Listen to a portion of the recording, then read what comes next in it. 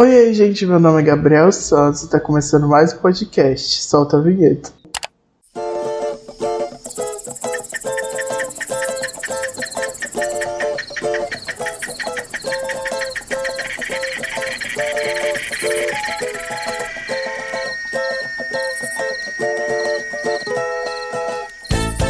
E hoje a gente vai falar sobre a ordem Lepidoptera. E para falar sobre essa ordem comigo, eu chamei a Érica. Se apresenta, Érica. Olá, gente. Meu nome é Érica Caroline. Eu sou graduanda do curso de Ciências Biológicas. Faço parte do laboratório LEIA-X e espero contribuir para vocês com algum conhecimento sobre essa ordem de insetos, né? Sim, gente. A Érica, né, o TCC dela vai ser sobre isso, né? Sobre as borboletas. Então, eu escolhi ela justamente porque ela já tem um conhecimento sobre isso. Então, Érica, quem seriam esses indivíduos da ordem Lepidoptera? Conta pra gente. Essa ordem de insetos, ela abrange tanto mariposas quanto borboletas e também algumas traças. A ordem Lepidoptera, ela vai se destacar entre as principais ordens do Filoartrópoda, principalmente pela sua diversidade de espécies que vão compor aí o nosso planeta. Esse grupo, ele é primariamente terrestre. A existência de formas que são adaptadas aos ambientes aquáticos, elas causam surpresa. Só que o fato é que, embora essa ordem Lepidoptera não seja normalmente considerada entre os mais destacados, né, para os ecossistemas aquáticos, existem sim algumas espécies que têm suas formas imaturas e que vão se desenvolver em ambientes aquáticos, mas claro, né, com variados graus de adaptação. Então, realmente, eu acho que de todo o Filoartrópoda, um dos insetos, assim, da classe dos insetos que mais se destaca são as borboletas, né? Mas eu acho também que é porque a gente vê mais elas no nosso dia a dia também. E também porque ela tem essas asas bonitonas, né? E já que eu tô falando dessa questão já da aparência, eu queria que você me falasse, então, qual seria a principal característica das lepidópteras, que destaca elas das outras? Primeiro, é importante falar sobre a característica da palavra lepidóptera, né? Vem do grego, lepto significa escama e ptero significa asa. Então, são insetos que possuem escamas nas suas asas. E são exatamente essas escamas que vão dar a coloração que a gente tanto fascina, né? Quase tudo, né? Quando você vai ver assim numa loja, sempre tem uma borboleta ali no meio, né? E aí, como ela pode ter, então, várias escamas nas asas, então acaba que elas são várias. Então, tem borboleta para tudo quanto é gosto, né? Tem asa para tudo quanto é gosto. Sim, falando também sobre as características, né? Ela tem seu corpo dividido, né, em 3 partes, que é a cabeça, o tórax e o abdômen.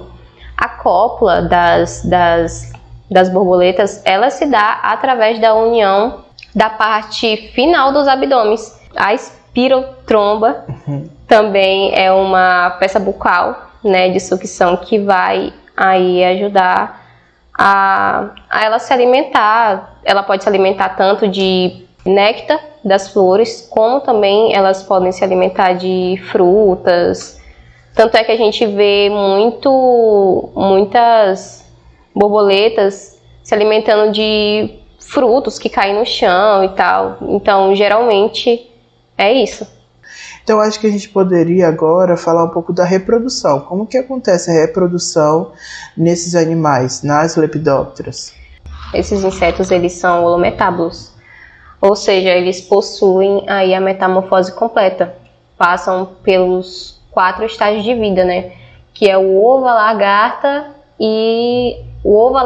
a pupa e o indivíduo adulto.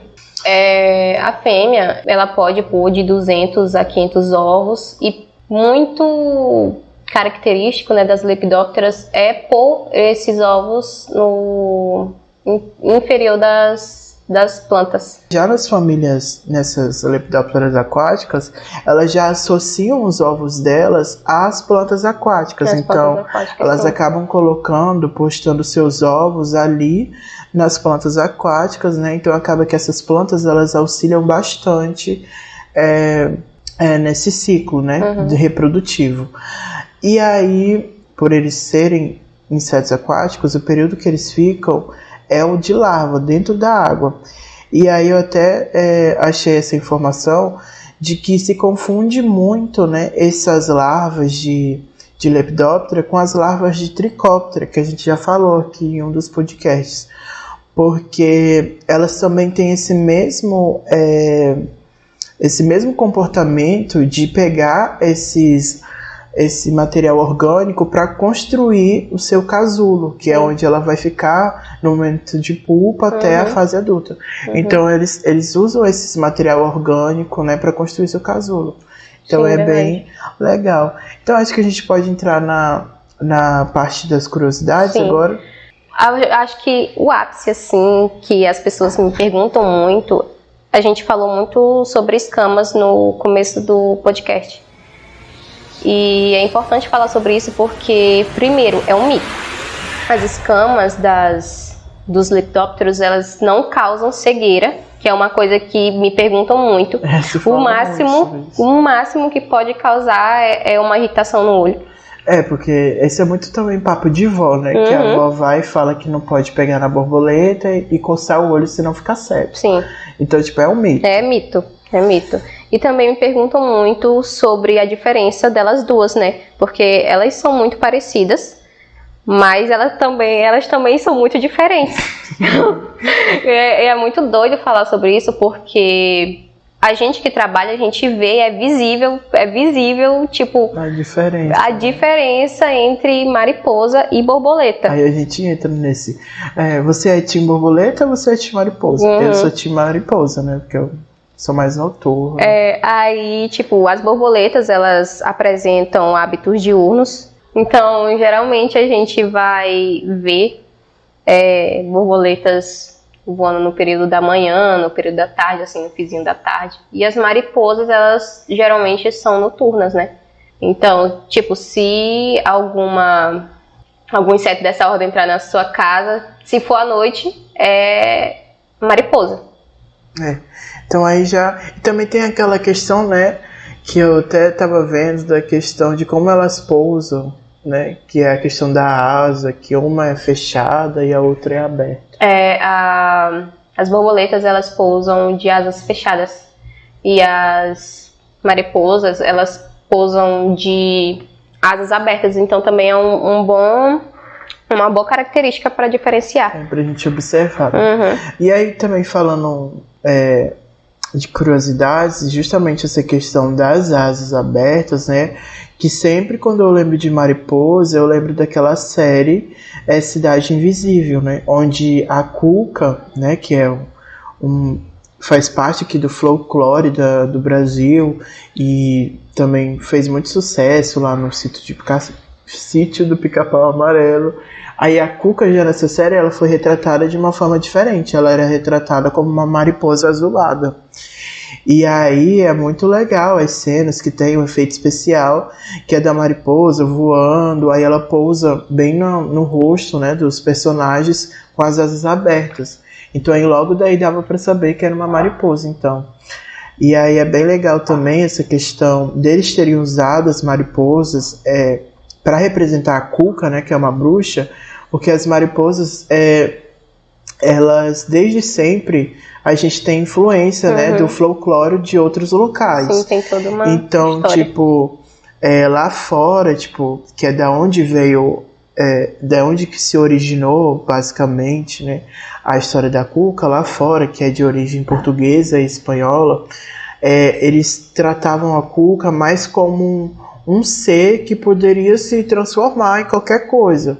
E aí era associado mais para tentar dar medo nas crianças. Tipo, você não tá dormindo cedo? Então eles contavam a história da cuca para botar medo nas crianças. Tanto que tem a musiquinha.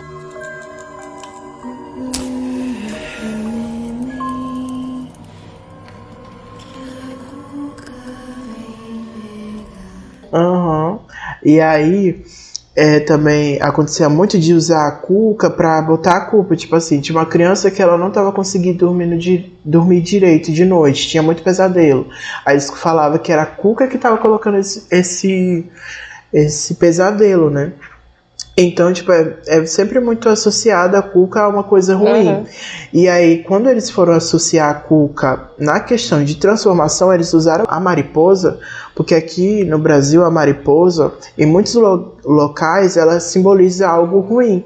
Então, tipo assim, quando se vê uma mariposa, principalmente dessas grandonas que voam durante a noite, e elas entram na sua casa, muitas pessoas, né, elas falavam que isso era sinal de que alguma coisa ruim ia acontecer, alguém poderia falecer, algo assim. Então, quando eles foram fazer essa série, eles tentaram meio que mesclar as duas coisas, né, tanto o folclore lá de fora com o folclore daqui do Brasil, para tentar mesclar. Então, foi uma sacada muito boa, né, e muito inteligente. Só que aí a gente, né, que é pesquisador, a gente tem que lutar para tentar desmitificar isso, né, gente? Mariposa não é ruim, entendeu? Sim. E não é a borboleta que é a boazinha e a mariposa é ruim. Não, as duas são de grande importância, né? Então, acho que agora, Érica, a gente poderia falar justamente disso, da importância das lepidópteras. Sim, essa ordem, né, de insetos, eles se destacam pela sua importância ecológica, principalmente por serem agentes polinizadores, né, vão polinizar aí diversas espécies de plantas. A lagarta também, ela tem uma função importantíssima no desenvolvimento das árvores, porque ao devorarem, né, ao comerem as folhas, transformam os seus dejetos. E esses dejetos, eles vão ser importantes adubos orgânicos, ou seja, a lagarta, ela protege a saúde das árvores, isso é uma coisa bem importante. Ela acaba fazendo parte do ciclo, né, dos nutrientes. E é importante também falar, né, que no caso das lepidópteras aquáticas, elas também fazem basicamente a mesma função, elas fazem parte desse ciclo de nutrientes. Então elas vão ali fragmentando, né, para servir como nutriente para a terra. Já na água, como existem vários outros insetos e vários outros animais, eles acabam fragmentando esse alimento para que os outros animais possam usufruir desse nutriente. Então é uma coisa assim incrível. Por isso que a gente tenta enfatizar bastante como é importante os animais nos ambientes onde eles estão. Porque imagina, e as plantas que as borboletas e as mariposas polinizam? Se esses animais fossem tirados dos ambientes, toda aquela vegetação que eles eram especializados em polinizar, não iria haver um agente polinizador.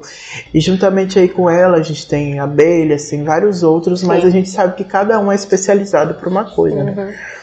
E aí vem essa sacada, viu, galera? Borboletas e mariposas são importantíssimas na polinização. Uma vai polinizando de dia e a outra vai polinizando de noite. Né? Uma vai completando. Eu acho isso bem, bem lindo, porque uma completa a outra. Então, tem mais alguma coisa, Érica, que você queria falar de importância? Não, só queria agradecer. Eu acho bem importante falar desses insetos. Então, só gostaria de agradecer mesmo. Então é isso, gente.